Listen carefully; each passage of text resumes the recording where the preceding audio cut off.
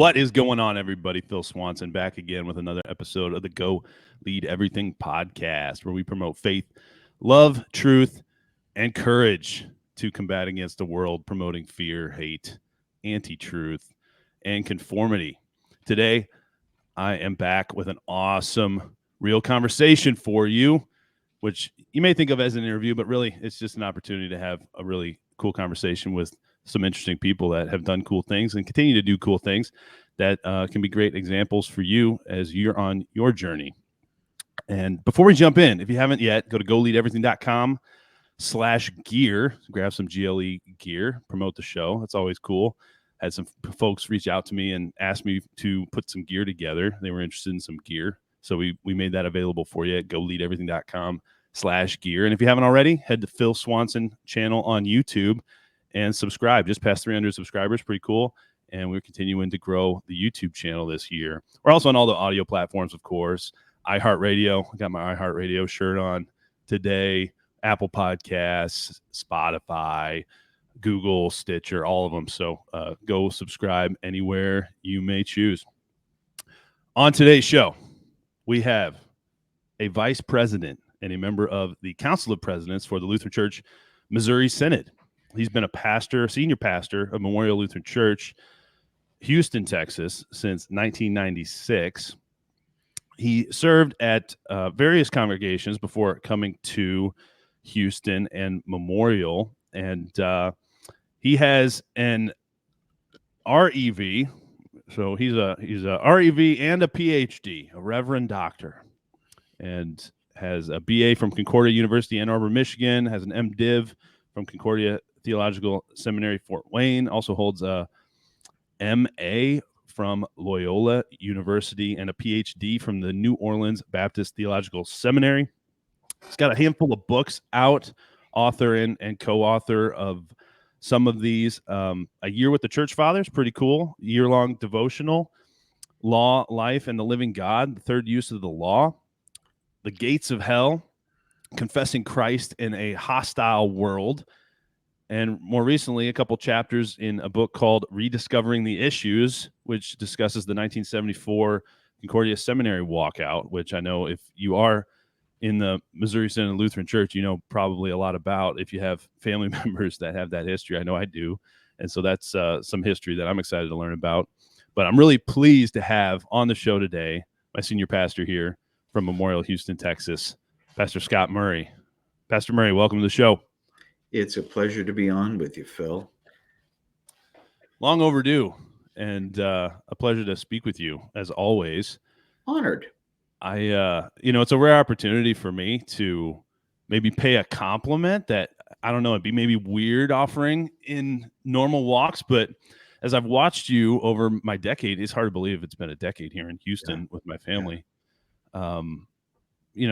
Leading a large congregation of people in any capacity is not an easy job. And you've been doing it for many years. And in a congregation of this size, this magnitude, this scope and scale, to do that well. And, I think most people, when they hear senior pastor of a church, maybe in a worldly view from today, they think of a CEO or, some of these mega church pastor CEOs, right? And, I think we think of it a little differently, but maybe before we jump into some of the detailed conversation, it'd be helpful for folks just to hear your background. How'd you become a pastor, especially a senior pastor of a large congregation? Right. So what happened, I got to tell it kind of a strange way, Phil. I was in the ministry about 5 years, and my parents came to visit my family in New Orleans, where I was serving at the time. And about halfway through their visit, my mother comes to me and says, "There's something all of us have to hear together before one of us dies." And I thought, what in the world could this be about? She sat us down and said, "You know how you had an older brother who died 10 days after childbirth without benefit of baptism, and how crushing this was to your father and I." I said, "Yes, I was fully aware of that. You've told me about my older brother." Well, she said, when I became pregnant with you, I was terrified that God would also take that child from me. And she said she spent her first trimester of pregnancy in total terror. And she said at some point, I guess at the end of that first trimester, she simply got down on her knees and said, "Dear Lord, if you'll give this child to us for 18 years, you can have him for the rest of the time." Wow. Really? And Yeah. and so then she says with tears in her eyes, "I might have obligated you to something you wouldn't have chosen for yourself." And all it meant to me was, oh, now I know why from my youngest recollections I wanted to be a pastor. And I only thought of what the options would be if I flunked out of seminary, quite frankly. Wow. I worried that I wasn't smart enough or couldn't learn the languages or, whatever it took. Mhm. And it also made sense of the way my mother responded to me, like when I went off to college. I'm the first, kid to go off to college. And I figured, on the day I left, she'd be standing at the car weeping, "My boy's going," And she just looked at me and said, "Bye, see you later." That was it. And Wow. I'm shocked by this. So only, I was by this time 30 that she tells me this story. So it makes sense. The other interesting twist to this is that 6 months later, my father was killed instantly in a car wreck. Hmm. And so she had waited to the right time to tell this story. Oh, the other little detail, which is interesting too, Phil, is she never told a single person Wow. till that day at the kitchen table when I was 30. She didn't tell her mother. She didn't tell her pastor. She didn't tell me. She did not tell her own husband. He was No hearing way. it for the first time at the Wow. kitchen table. Yeah. So it really was quite amazing. And again, as I said, it suddenly caused me to make sense of a lot of things. But I've always felt very impassioned about my ministry and being called to it by God. I've never, again, as I said, I never really thought of doing anything else except as a backup if I failed. Wow. That's incredible. So you were 30 when she told you the story? Yep. Wow. I've been And you, ordained 5 or 6 years by then. wow. Yeah. It I was never knew this. How did I not know this? Have you told this the other story to funny people? thing to this is, Phil, so my grandmother is blamed by my pagan relatives that, the bright grandson wastes his life by going into the ministry. Oh, And geez. so they harassed my poor grandmother when I went off to the seminary. And of course, she wasn't at fault. And Right. my mother never enlightened her. Wow. Anyway, Oh my kind of an goodness. interesting story. Yeah. Wow. So you always knew you wanted to be a pastor from the Yes. youngest age. Yeah. That's so interesting to me because I think we ask kids. I remember I used to want to be a police officer growing up. Sure. I saw McHugh or whatever the John Wayne movie was I watched where he was a detective or whatever, and I feel like kids go through phases. It's pretty rare to have somebody from as early on as could possibly remember know exactly what they want to be. So I think that's very unique, don't you think? Oh, I do. And again, I thought possibly as an academic career, I love history, Sure. uh, or perhaps law. My relatives all said, "Oh, be a lawyer, make a lot of money. Never mind about this ministry business." Mm-hmm. And and so that would have been a fallback possibility, but Yeah. not So all that seriously. I'm curious, as a young guy coming to a large, an established congregation, Yeah, not as large as it is now, but right. a many years established congregation in Houston as a senior pastor couldn't have been an easy task. What was that like in your younger years, just from a Yeah, leadership perspective, from right. coming into an environment like that? How did you approach that? And Sure. Sure. when Challenging, yeah. yeah. So when I arrived here in 1996, I was the only full-time pastor on staff. There was a plan to call an associate at the time, but that wouldn't come to fruition until about 10 months after I'd arrived. So, I was juggling all the balls myself. There were unreasonable expectations, of course, because I was the young guy coming in after, a guy my age had retired. And they figured, that I would be all for the church of what's happening now. And I think they were a little bit shocked when they found out that I was as conservative as my predecessor, even perhaps more so. And so it was kind of a steep learning curve. It was kind of difficult for the first 5 years, especially. I had one associate come in, Pastor Bart Day, straight out of the seminary, but he was a wonderful colleague and somebody I loved to work with. He was very sensible, very hardworking, no nonsense, did what was necessary, whatever it had to be. And we worked together well. About every 6 months, we'd go into the other person's office and moan and complain, and then we'd feel better and move on. And so it was a great relationship. We had challenges for those first 5 years, and maybe just to illustrate how that all sorted out, about 5 years ago, I had a member a little older than me just approach me in the parking lot and say, "Pastor, I'm sorry." "Oh, really? About what?" What's next on that? After saying that, he said, "No, really," he said, I was a pain in your posterior for the first 5 years you were the pastor here, because I expected sort of, the latest and greatest to be happening in our parish, and I was disappointed with your leadership."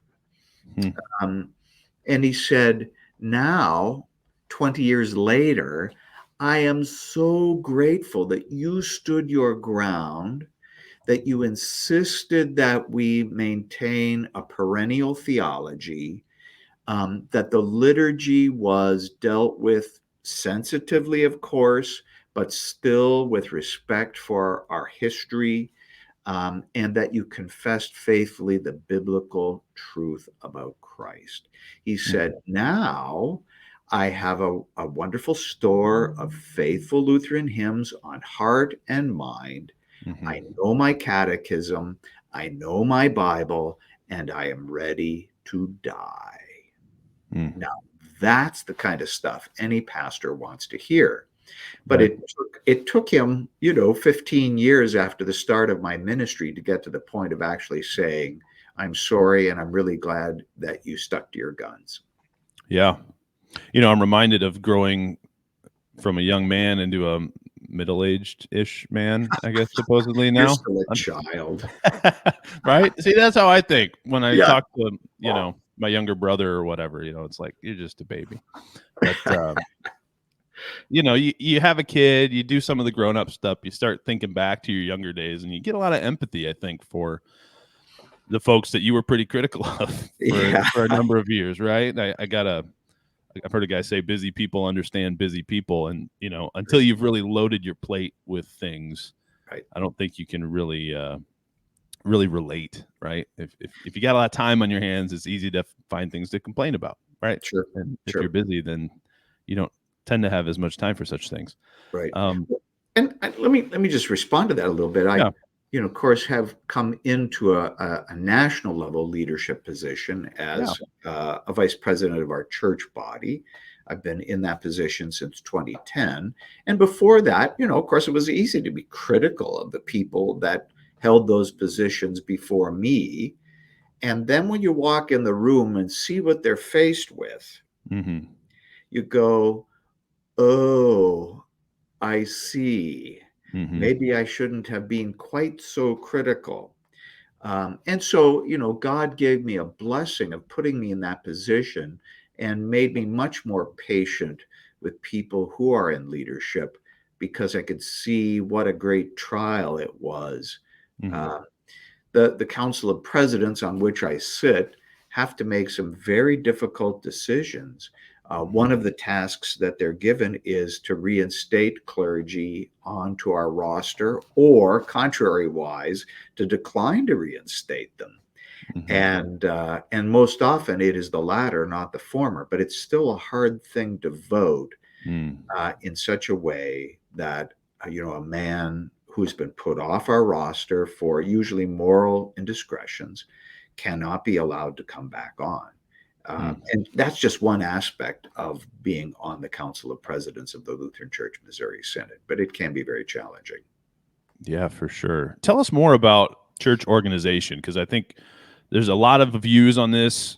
People look at the Roman Catholic Church probably as an ancient church, recent history example that they see from day to day versus mega church, Right, what have you. right, right. How do we in the Lutheran Church Missouri Synod think about church structure, leadership, Sure. organization from top all the way down to individual congregational level? Right. So take the leadership pyramid and turn it upside down.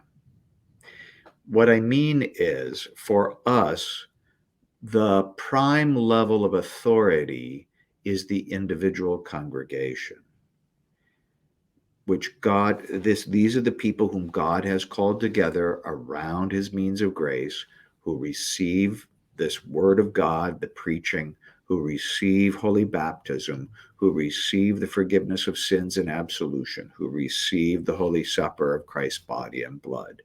And so those are the prime things. And, under that, you have pastors who are there to serve that community. So, that community is over the pastors in that sense. Now, of course, the pastors also are responsible to their Lord. They don't get to say or do just kind of whatever they want. They're ministers of the King, but they're ministers to the church. So they serve the church for the sake of Christ. And then, in our church body, you go, down that pyramid, and you end up with people in elected offices like me, like our district presidents. Basically, these are bishops and cardinals. And then, of course, at the very pinnacle, or at the bottom, really, is the president of synod. So those elected people aren't there to tell parishes what to do. They're there to serve the parishes, and for the parishes to direct their leaders to do those things that would be helpful, pleasing, useful, but most of all, obedient to the word of God. Right. Yeah, I think that's helpful because, I feel like when people think of church, I hear a lot of negative talk from specifically more of the non-denominational Christian type of communities about organized religion and how organized religion's bad. Yeah. And, it's just kind of always been interesting to me how putting the word organized in front of something could make it bad. One, because in my life I'm always trying to be more organized, Ah, and two, I find that people often point out things that are really just people flaws that they encounter in any type of organization, right. not just religion per se. Am I way off there? Or do you have any thoughts on that? Oh no, absolutely, I do. I mean, you're right on track. For starters, I did actually have something on our marquee, which is on Houston's busiest street, that said, "Join our church. If you don't want organized religion, we're it." you know. So There you I go. mean, sometimes we act like we're totally disorganized, which is fine. I mean, finally, the church belongs to God, and He Mhm. will do as He sees fit with it. You have to keep that always in mind. That's primary. The other thing is that, as you say, you're trying to get more organized in your life on a daily basis. I mean, what family runs well in a disorganized way? Uh, Mhm. you know, would I be better off if I sort of forgot to pay my mortgage because I was disorganized? Probably not, right? Mhm. The other thing is we have this idea that business is so much better organized than the church. But of course, my wife, who's in drug research, regales me almost daily with stories about how disorganized her business really is. Right. So I don't feel so bad about the so-called disorganization of the church. Um, I think it's a baby boomer problem to a great degree to reject organization and the institutions that give kind of order and shape to our daily lives as members of, for example, the church, as employees, and so on. But it's like Churchill's old statement about democracy. Would we be better off with a less organized institution? The answer is no. We would be worse off. Right. We want to be as organized as we possibly can. Definitely. And you mentioned a little bit earlier too, as people, they get bored with the same thing over and over again, and then this individual later in life came and thanked you for having all these hymns and Right. the Lord's Prayer and the Small Catechism and all these things programmed into their mind. And I know, seeing my grandparents and as they get older, and some of them gone now, Right. some of the few things they were able to even remember through severe dementia Right. were the Word of God that was instilled in them from regular attendance at worship and study, independent study daily, Right. which I know you put out a daily devotion, which is impressive to me. I've never been a routine guy, and it was almost by purposeful, deliberate. I don't want to do the same thing over and over again and become superstitious that, no, I didn't do it today and I'm going to lose it or something. That was kind of my sports mentality, which was stupid. Now that I think back, and that became a superstition of itself. Well, you were a baseball player, so I understand superstition. Yeah, you can't step on the line. You got to have your wrist, your wristbands and all that stuff, right? Batting gloves. But as I try to instill daily routines, it's hard. It's hard to do something every day, even if it's simple. And so, how long have you been doing the Memorial Moment, and what has that daily discipline done for you? Sure. So I've done the Memorial Moment really for 20 years now. What happened was I started to read things and just went, oh, I bet the people of our parish would like to read this paragraph from Luther, from a church father, whatever. So I would cut it out, put it in a boring format of a regular email and send it out.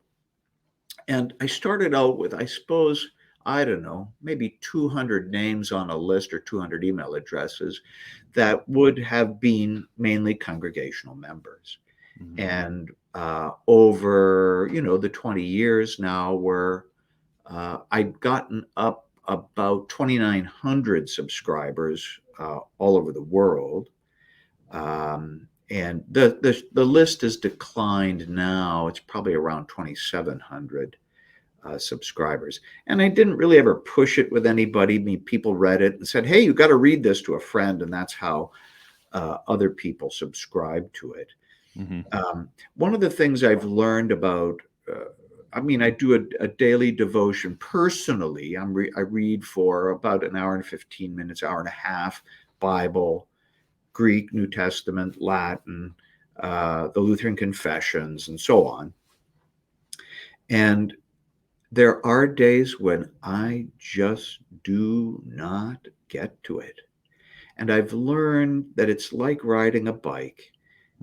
After you fall off, you just get back on. Don't beat yourself up about the fact that you missed yesterday. I just take back up and keep going. And I found that much more helpful than trying to catch up. That's self-defeating. Don't do that. Just get back on the bike and ride the next day. Don't worry about the fact that you missed yesterday. Right. But I always get excited about putting together the Memorial Moment because of the fantastic theology that's out there. whether it's Luther or, John Chrysostom or Hilary of Poitiers, or in fact, I quoted Hilary in last night's Tuesday of Holy Week sermon. And some of the things they say are so arresting and helpful that you can't help but, enjoy reading them and learning from them. For sure. Yeah, I know I've enjoyed reading them. And as far as daily study goes, I feel like Christianity is like the ultimate and oldest longstanding personal development program. I mean, I think there's all these things out there, but Jesus was doing his daily prayer and Right. study long before all of these read 10 minutes or a chapter a day Right. programs came along of whatever book. Yeah, and for example, when Mary comes to sing the Magnificat in Luke, what is she doing? She's cribbing the Bible, right? So she is singing out of her own heart and mind texts, for example, from the Psalms that she has already long ago committed to memory and just ooze out of her. Right. Certainly we believe that the Holy Spirit is the agent of the giving of the Magnificat, but the human agent is Mary. And this little girl, who's maybe 15, 16, who knows at the time, is already so conversant with the Bible that again, it sounds like she basically cribbed it from the Bible. Right. And this should be our way too, right? Jesus' own words should become our words. I'll never forget, I had a kid in catechism, and he's now living in San Diego, and he's an adult and so on. But on the day of his confirmation, we got together, with the 15, 16 other kids, prayed before the confirmation service. And after I was done, he said, "Pastor, when you pray, it sounds like the Bible." And at first I thought, well, that's whatever, but then I realized what he meant was, I sound like God. Well, whose word is it? And if he's my Father, do I not want to say back to him what he has already said to me, right? You see that in your own children, Philip, right? That they start to babble along, and then all of a sudden they say something, you go, wait a minute, I recognize that. It's what I've said. So as Christians, we're always wanting to repeat what God has said to us. Yeah, and that's another fun. 100%. Yeah. Yeah, and I'm often reminded of you pour in so much good that good can't help but come out, and everyone's trying to brainwash themselves with something good to keep out all the bad brainwashing we get, whether we want it or not, fed into us every day. And I know for me, your book, The Gates of Hell, Confessing Christ in a Hostile World, very timely, and with everything going on these days, what are your thoughts? You've always seemed to me like, and I may be way off with this, and I hope you don't take this the wrong way, but you seem to me like a very intellectual man, and one that I don't know, you can behave very extroverted, but also I think probably tend toward introversion to recharge. And I think people may think of you oftentimes as a bit cold, perhaps, to their personal problems.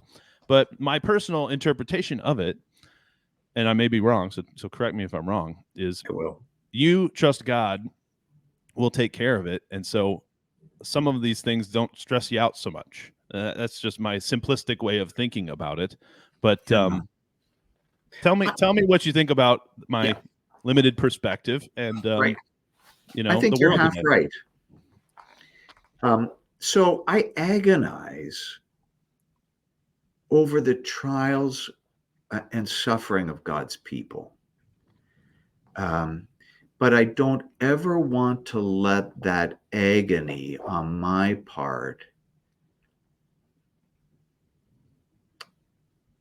bend or pervert even my approach to them. I want to be calm, faithful.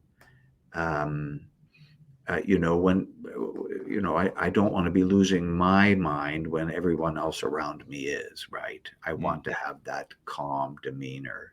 Um, I want to make sure I don't lose control of myself so that I can help others. But in private moments, I find many things that I must listen to as a pastor. I mean, it's part of the office, quite heartrending.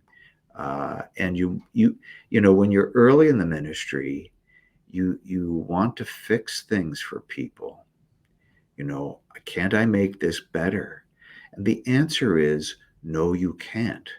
All you can do is deliver God's word in such a way as to be as helpful as you can for those persons. But the rest of it finally is in God's hands. So, over the years, I've learned to trust God all the more aggressively. And especially, I mean, here we've got a relatively large congregation. It has continued to grow over the last, 15, 18 years, which is a little unusual for a so-called mainline church.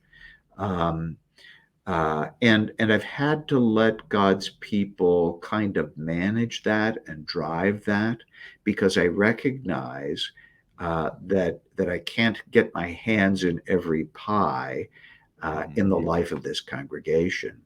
But it does force you to trust that God can do exactly what he says in his word, that he will take care of the sheep, that he will send the right shepherds, that they will be brought beside the still waters, that the green grass of the word of God will do exactly what God gave it to the church to do.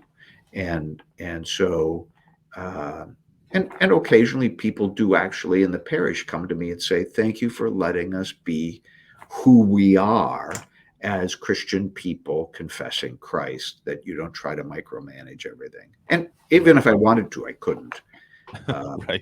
Right. But in terms of people's individual issues and problems, sickness, agony over the death of a loved one, broken marriages, trouble with children. I mean, the list goes on. I really agonize for people. Pastors, I think, have a very unique role to that point, because I've struggled with this myself in a non-pastor world of trying to, hear people's problems and help people. And I'm an engineer by training, so I'm a problem-solving type of guy. Right. But you can't really solve people's problems. They are the only ones that can solve them. So, if they don't want to solve it, then you trying to solve it it's just not going to work. No, in fact, you will compound their problems by trying to solve them. Yeah, that's right. That's right. Very, very true. So as you progress through your career as a pastor, what are some of your best leadership lessons, I guess? And as I say that, I'll just think back to my time interacting with you on a leadership level in the congregation. I was always impressed how you seem to have a very timely ability to say just enough to guide decision making, but not overstep into that typical CEO type of role. And I think we're very blessed to have faithful, Bible believing pastors who stick to what God's word says, and that members and members too, right? And and leaders, and I just think there's been many times where we look to you for guidance, and or you were able to give that, and the leaders can look around and go, what, God gave us our pastor, and there's some wisdom in that. So what have you learned, I guess, to get you to that point as a leader of a congregation in pastoral capacity? Yeah, I would say for the first 10 or 15 years of my ministry, I didn't know when to keep my mouth shut. Really? Yeah. I mean, of course, we're trained to have, and I quote, answers, And I don't mean that in a pejorative way. I mean, just that's kind of the fact. But if people aren't going to think along with you, your answers are not going to be helpful. Hmm. So I learned to keep my mouth shut. It took me a long time, quite frankly. And knowing exactly when to speak and how much. I think I learned that maybe again the hard way, but still it's been important. Um, I the example I always think of is that in our church body, the parish uh, elects its pastors. Mhm. So there's a committee that works on sorting out, who the best candidates might be, and then the congregation votes and chooses this person to be their pastor. And I've had to sit on a number of those committees as the senior pastor. Um, but what I found was I almost never had to say anything in those meetings. The only thing that I remember regularly having to speak about is how exactly does the process work? But I almost never weighed in on the candidates themselves. That our own leaders were exceptionally good at sorting through the possibilities and bringing the right candidate for election to the congregation. And I'm proud of the fact that our congregation has been so faithful and done things the right way and chosen good leadership, and that I haven't had to sort of stick my nose in, or I mean, I think I would have a veto here. Like if someone said, "Well, let's call Fred Kadiddlehopper," and I would say, "No, I don't think I can work with Fred Kadiddlehopper." That would stick, right? Mhm. But I've never ever had to play that card, and I'm glad. Yeah, for sure. I As you think of retirement potentially as a pastor, how has that changed your view? A couple of ways. I mean, number one, you're working hard to get other people ready. Um, you know, I suppose till I was in my mid 50s, I thought of me doing the thing. Now I want other people to be mentored by me so that they will do the thing.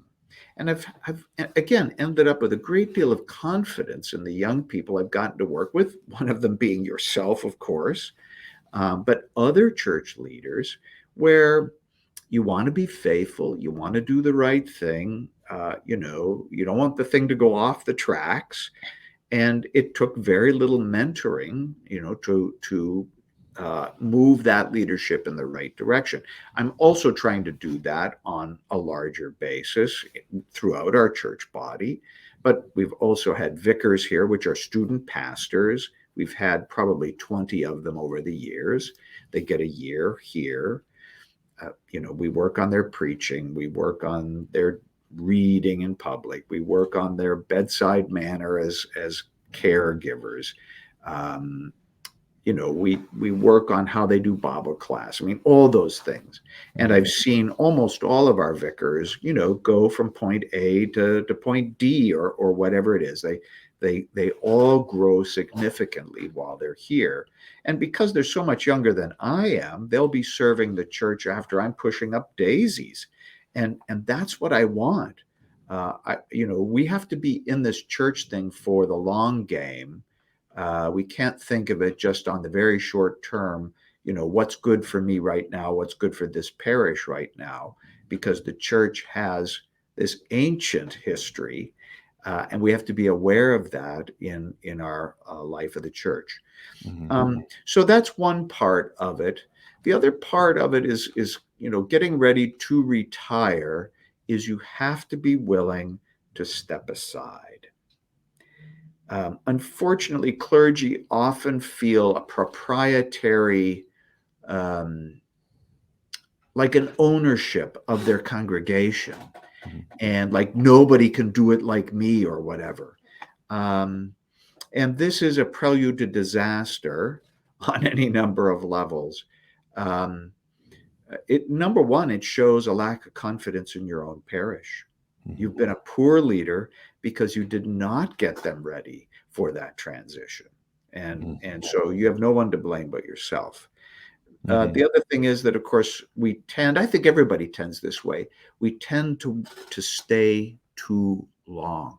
And this isn't good for you, and it's not good for your parish. When I began to recognize that I cannot keep the pace necessary to be a good leader here, it's time for someone younger and more energetic than I am now to take that over. He comes at it, of course, with maybe less wisdom, but he'll gain the wisdom in time. But at least he does have the energy to do it. So those are the two things I most think about. Yeah, all good lessons that apply broadly to leadership, I think. Sure. In the corporate world, you see a lot of the this so and so is no longer here, or whatever, and everybody, they come in and don't let people make decisions, right? And Right. now they're a bottleneck for decision making potentially. Right.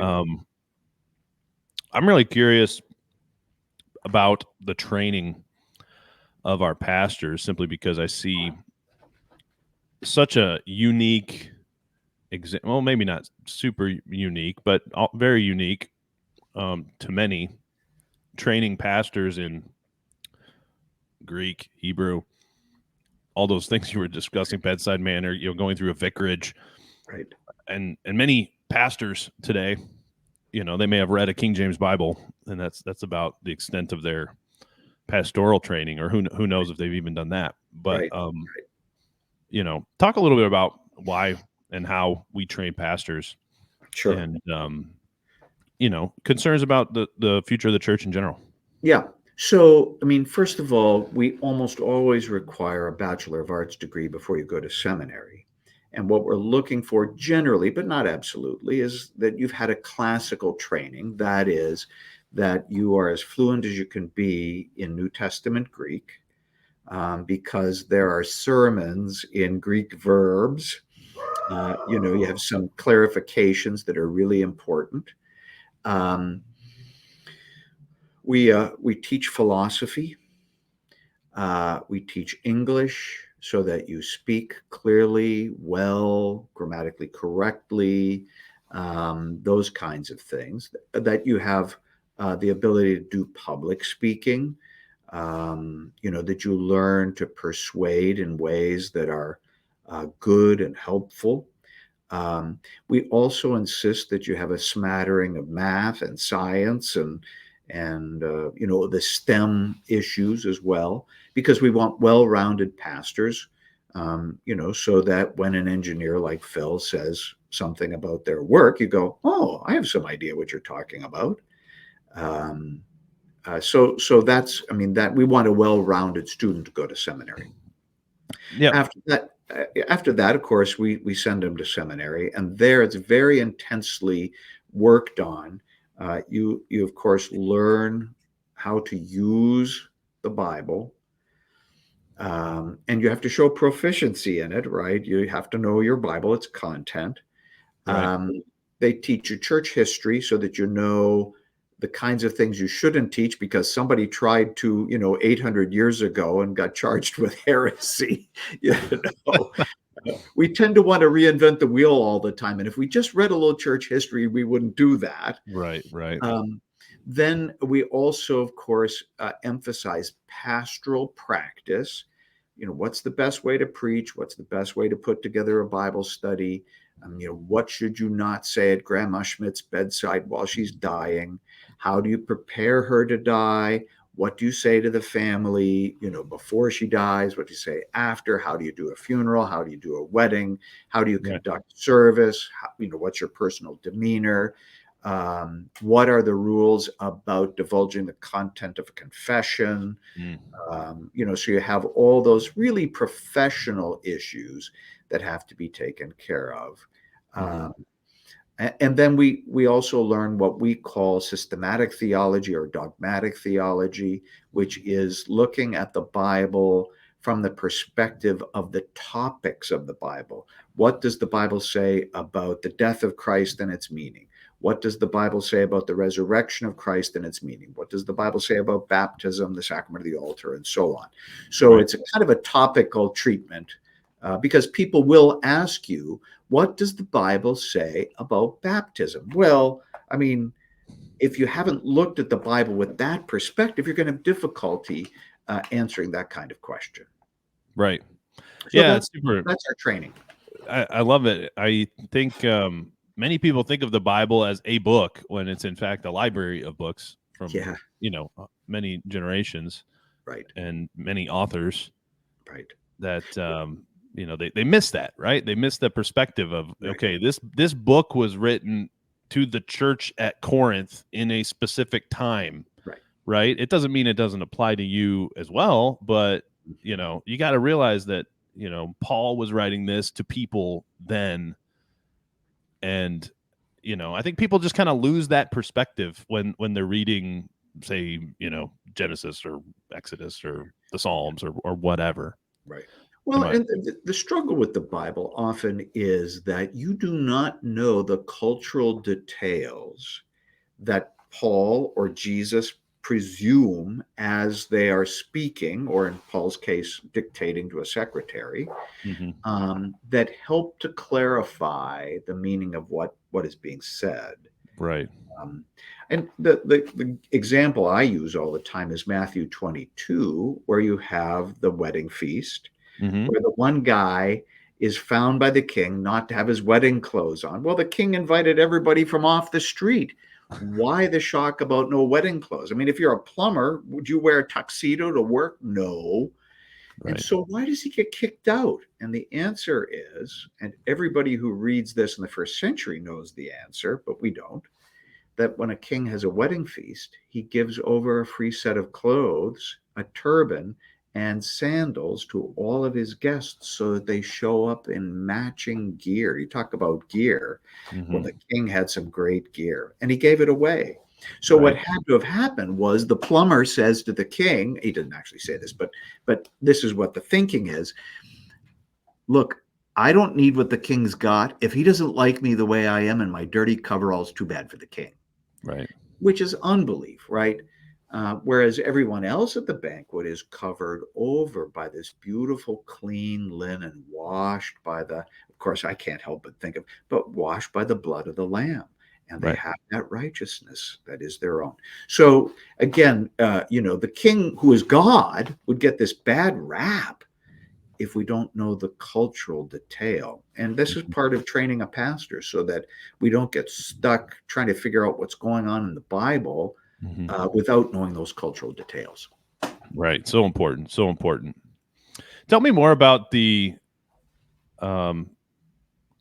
book, Gates of Hell, Confessing Christ in a Hostile World. What do we need to focus on from that in today's time and to prepare us for what seems to be rapidly increasingly strange times?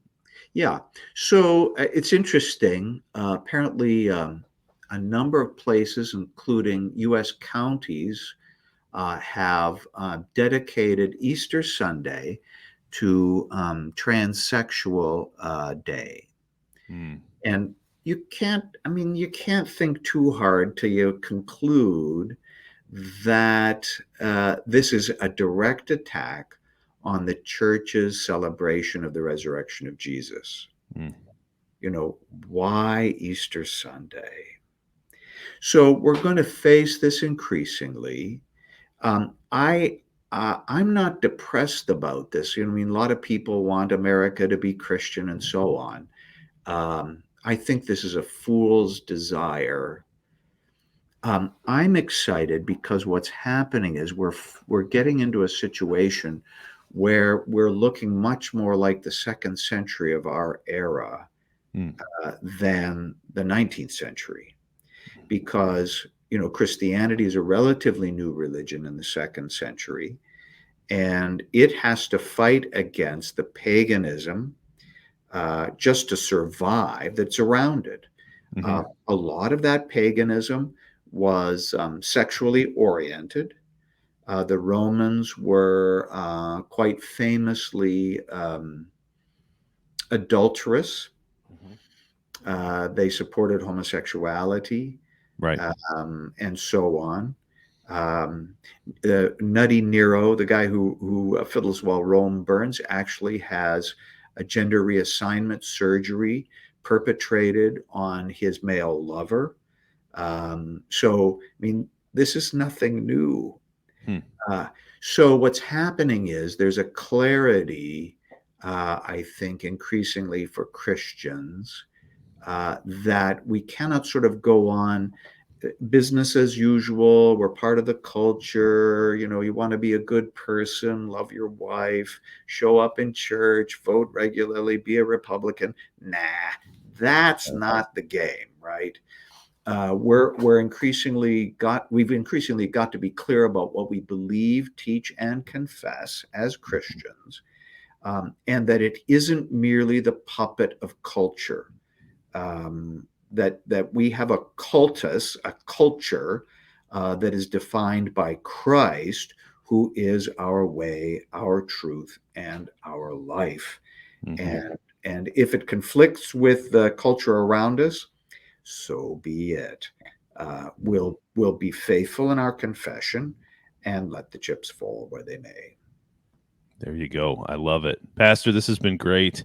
I could talk to you all night, but I know it's a busy week with Yep. Holy Week this week, Right. and I'll be respectful of your time. I do have to ask you the last question, though, Fire because when away. I started GLE, the perspective I had, one perspective, other than a great excuse to talk to cool people like yourself, is I had an idea that wouldn't it be cool if I could see my great great great grandpa having conversations with people 100 whatever years ago, Right. and all I have is like a picture maybe of my great grandpa or great Right. great grandpa, Right. and so who knows who might see these interviews in future generations and look back at their great great great uncle Scott Murray and great great grandpa Phil or whatever. Yep. So with that in mind, what would you want to leave the future generations with today? Yeah. So what you're talking about is legacy. Um, and of course, I produce books, chapters for books, and articles for journals with that legacy in mind. That long after I'm gone, I want to influence the church toward a truthful confession, a biblical confession, by way of what I write and publish today. And your program uh, really functions in the same way, as you say. Hopefully, we won't get nuked somewhere along the line, and all Yeah, this data, the ones and zeros, go away. Right? the EMP goes off. Yeah, Exactly. crossed my mind. Exactly. Yeah. So, so I think it is quite useful. I think it's great to know what our forefathers thought. Um, because there's really nothing new under the sun, right? Hmm. Solomon tells us this, and we can see how they have been faithful, hopefully, and we might learn something. I feel that way when I read the ancient fathers. Hmm. That their perspective, quite different from mine, of course, is quite helpful because I get to see their legacy and how they defended the faith in their time and context. I love it. I love it. A wise man leaves a legacy to his children's children, Right. and I love it, Pastor Murray. Thank you for joining me. Thank you Pleasure. for all you do for us at Memorial, of course, and all you out there Have a in great Holy GLE Week. Nation. Thank you for tuning in today. And as you go, share the show and go lead everything.